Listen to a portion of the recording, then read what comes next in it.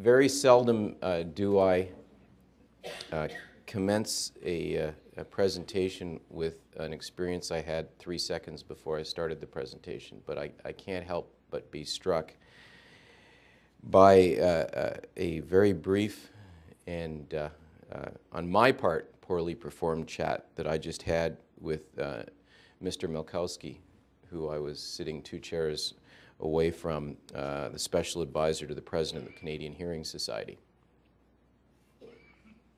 I'm starting my presentation this morning by describing to you an experience I just had with him. He made every effort to communicate with me, and I was unable to effectively and fairly communicate with him. And to him, I apologize.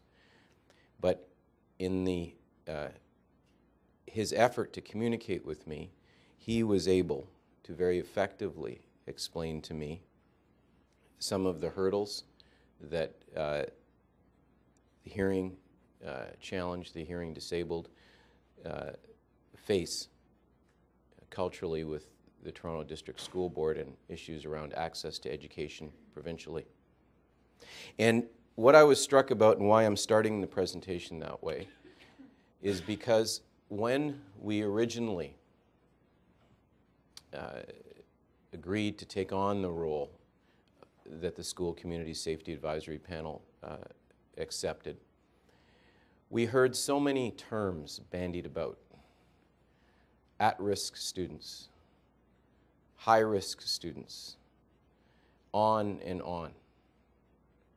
And it was interesting, and I am going to tie this back to my very brief encounter with Mr. Milkowski. It was interesting to me because they kept talking about risk to students, risk to a population. And for those of us who tend to be a little more pragmatic, it is hard to understand why you use the word risk if the accident has already happened. They're not at risk of anything. It happened. We've already done it to them.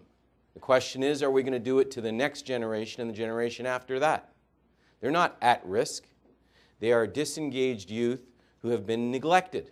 They're not at risk. They're engaged in the very activity that reflects an unhealthy environment. They're engaged in the very activity that reflects a reality that we have been unable to reach them.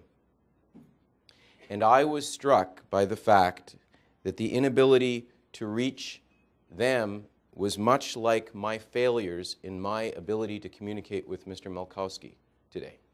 That is, it wasn't his fault, it wasn't his problem, it was my failure.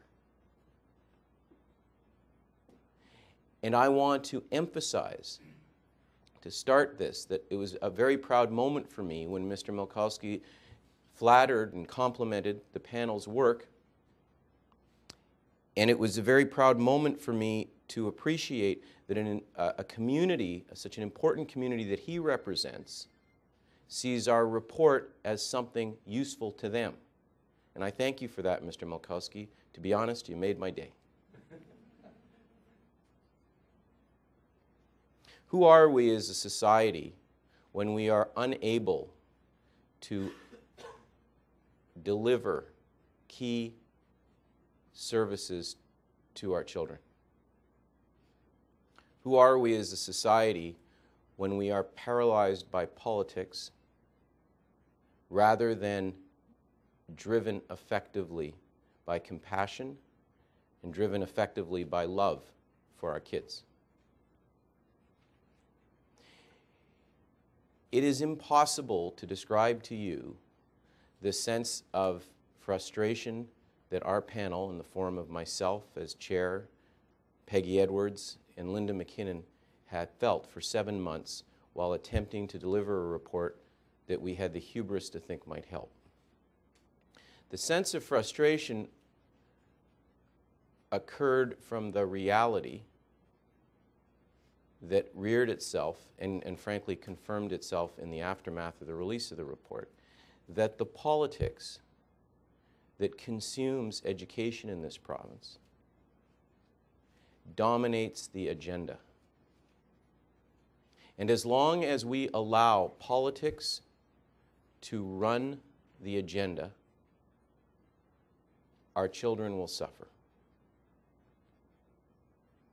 Now that did not need an $800,000 panel or me as chair to tell you that. You are here because of the very important work that the Advocates Association is engaged in teaching and properly training and certifying people to be advocates within the education system. In being here, I am in essence preaching to the converted. But at the same time, I'm here to deliver some positive messages as well.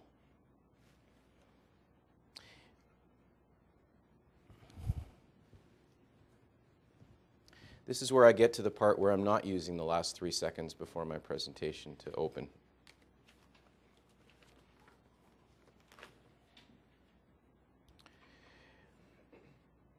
The positives.